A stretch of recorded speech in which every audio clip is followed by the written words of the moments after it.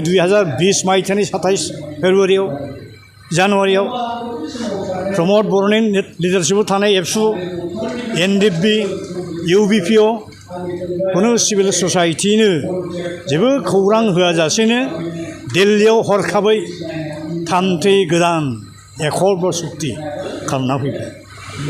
बेनि जाहोना मा जाबाय?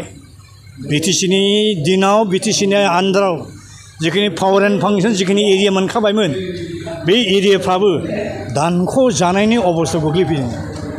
16टा डिपार्टमेन्टखौ डिसिफोरनि आखायाव हरनाय जादोंमोन, जायनि जाहोनाव बिटिसिनि जिथु पावार एन्ड फांसन बेनि जिथु डिग्री एन्ड अट'नमि बे जथेस्थ' खमायलांदों आरोखि। बिनि जाहोनाव बेनिफ्राय बारग'नो थाखाय जोङो माखासे मोदोम गुदुं मानसिया सुप्रिम कर्टआव केस हैनांदों, गुवाहाटी हाइकर्टआव पिएल केस हैनांदों। दा गुवाहाटी हाइकर्टआ जोंखौ पिएल केसजों जोंखौ फेजेनदों। दा आं हारसिङैब्लाबो दिल्लीयाव सुप्रिम कर्टआव आं दा बिटिसि बासायनायनि पावार एन्ड फांसन बासायनायनि बाउन्डारि बासायनायनि थाखाय आं आपिल हैना दङ। दा जोंनि बे 20-30-35 बोसोरनि समनि गेजेराव जोंनाव मोनसे रोंगौथि फैबाय, एक्सपेरिमेन्ट जों मोनबाय, जोंनाव मोनसे रोंगौथि फैबाय जे आलादा हादर बड'लेण्ड मोनाब्ला बे बिटिसि होन बिटिआर होन बेजों खुनु रोखोमै जोंनि बर' हारिया जुगे जुगे बे बुहुमाव भारत हादरनि सिङाव सोद्रोम बारग'सा हारि हिसाबै थांनानै थानो मोनसे गोब्राब दं। नागा, मिज', अरुणाचलिस, गार', खासिया, जयन्तियाफ्रा जेरै 5 लाख, 10 लाख, 7 लाख, 12 लाख, 15 लाख जुदि सेपारेटलि मोनोब्ला बर'आ जेराव 20-25 लाख दं। जोंनि प्रप'ज बड'लेण्ड एरियायाव बुरलुंबुथुर दैमानि साहा जों माने सेपारेटलि मोना आरो जोंखौ खेबथामनि थाखाय बे भारत गभर्नमेन्ट जेब्ला जों गभर्नमेन्टजों सावरायो, गभर्नमेन्टआ बुंबा बै समाव जे खुनु रायजोखौ बुखावनानै रावनोबो गोदान रायजो होनायनि भारत गभर्नमेन्टनि आखायाव खुनु थांखि गैया। नाथाय जेब्ला साननाय जागोन आलादा गोदान रायजो दानायनि, नोंथांमोनाबो साननाय जागोन। नाथाय जोंखौ थगायबाय। 2014 मायथाइयाव तेलेंगानाखौ होआ होनदोंमोन, 2014 मायथाइयाव तेलेंगानायाव नै मालाय होनानै थांगलायबाय।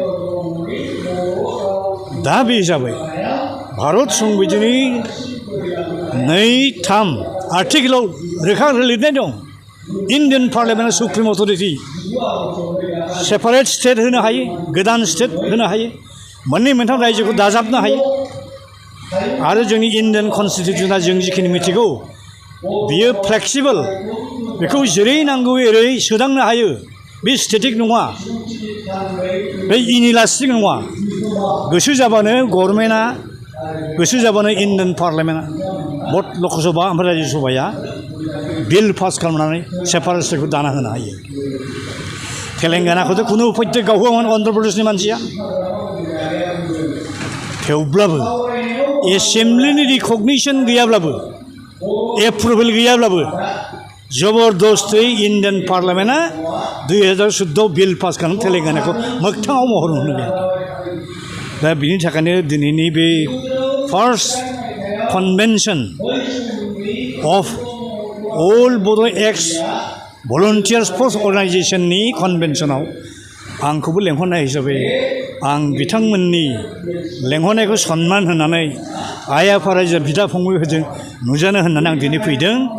आरो बे कनभेनसननि गेजेरजों नोंथांमोननि प्रेस मिडियानि थ्रुयै दुलाराय बुहुमनि बर' फिसाफोरखौ जिखि आफादाव थाया मानो, जिखि हान्जायाव थाया मानो, जयैनो खौसेयैनो सेपारेट स्टेट बड'लेण्डनि थाखाय थै थां जुजिफिननो, ज' जाफिननो आं दिनै खावलायबाय।